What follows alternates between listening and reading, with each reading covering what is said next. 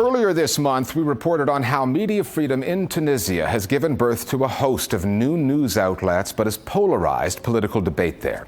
This week, we're going to look at another consequence of the unshackling of the Tunisian news media, the coverage of the national security story, and how disproportionate it has become. Under the regime of President Ben Ali, journalists were told how, what, and when to report on national security issues, if at all. But buy a newspaper today or switch on the television and you will find that national security stories headlined terrorism frequently top the news agenda. The question is, does the story merit the amount of coverage it's getting? And are Tunisians really in the kind of danger that their media suggest, or are news outlets just chasing eyeballs, trying to sell papers, drive up ratings? Is the story overhyped? The Listening Post's Nick Muirhead now from Tunis on the flip side of media freedom in the birthplace of the Arab Spring.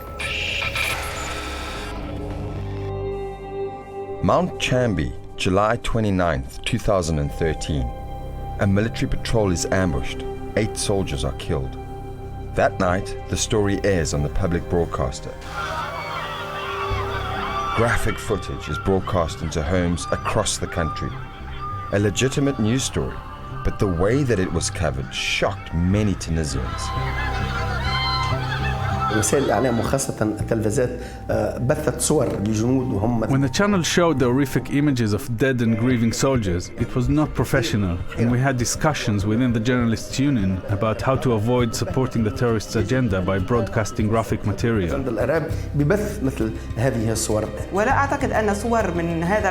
don't think that pictures of this kind could ever not create a climate of fear. There has been some improvement in the coverage of similar stories now, but unmonitored reporting in order to deliver news fast has inadvertently led to the broadcast of unacceptable images that show no respect toward people's dignity. There is an issue when there is terrorism, war, death of man. When there are significant events like these, there is a race to win ratings, to win the scoop. Everyone needs to show professionalism when handling this topic, from security agents on one part to journalists on the other. But the threat is there. Le danger est là. However, even when there isn't breaking news to report, terrorism coverage finds its way onto the news agenda, from tenuous allegations made on the airwaves.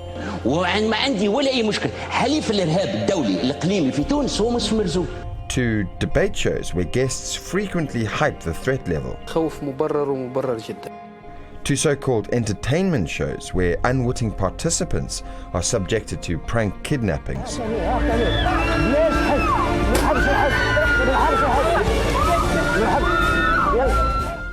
A departure from the coverage that Tunisians were used to under former President Zine Abidine Ben Ali. Less than 4 years ago, terrorism was an editorial red line for Tunisia's media. And on the very rare occasions that journalists did report those stories, they either echoed the state line or risked being thrown in jail. Today, those restrictions have largely fallen away, but the pendulum has swung to the other extreme. And the media and their fixation on terrorism are being blamed for creating a climate of fear, which doesn't only emanate from the airwaves.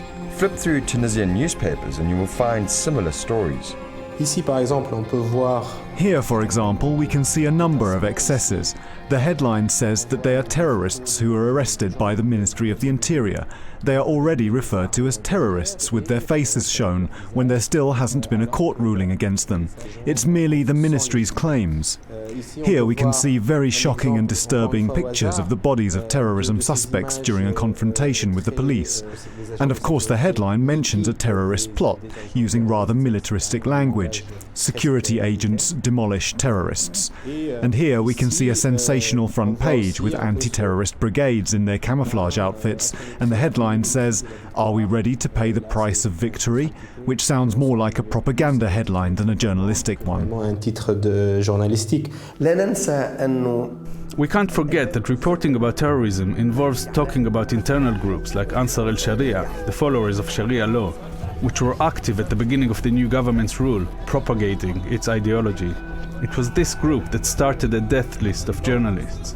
Members of Ansar al-Sharia used to come and write on the walls of media houses that journalists who oppose Sharia will die. This created a psychological conflict between journalism and terrorism, and we could sense an absence of objectivity. Je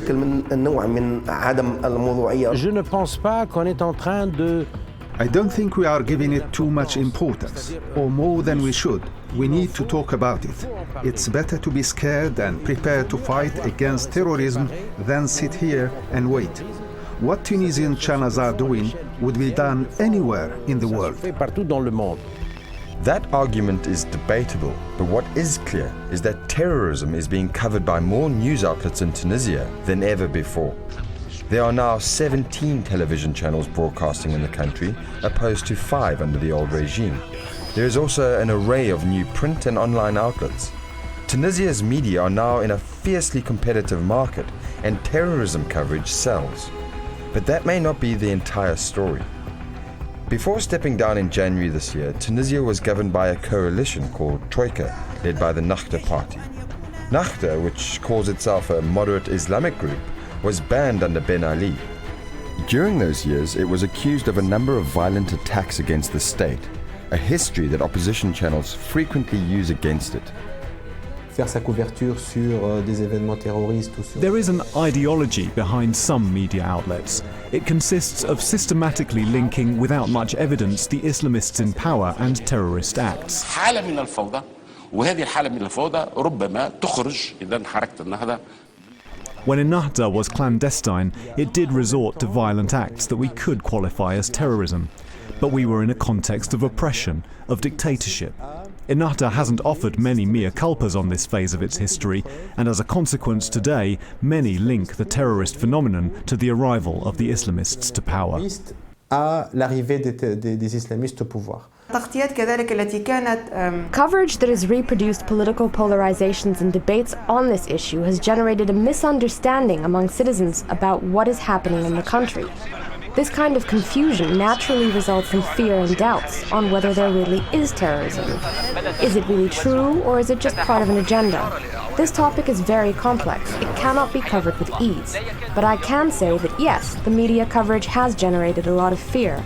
I can feel it in my own family. Before anyone had heard of the term Arab Spring, Tunisians were calling their revolution the death of fear. That has proved premature. Fear is back, but in a different guise. And the institution that the revolutionaries fought to free, the media, they are the ones selling it. More voices on the download now on the state of the news media in Tunisia.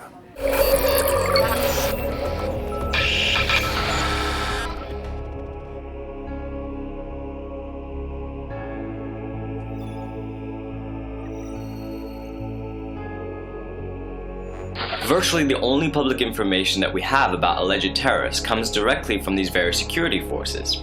They don't allow journalists to go into areas where these alleged terrorists allegedly operate. They say they coordinate with the courts and the Prime Ministry, but we don't really have evidence for this.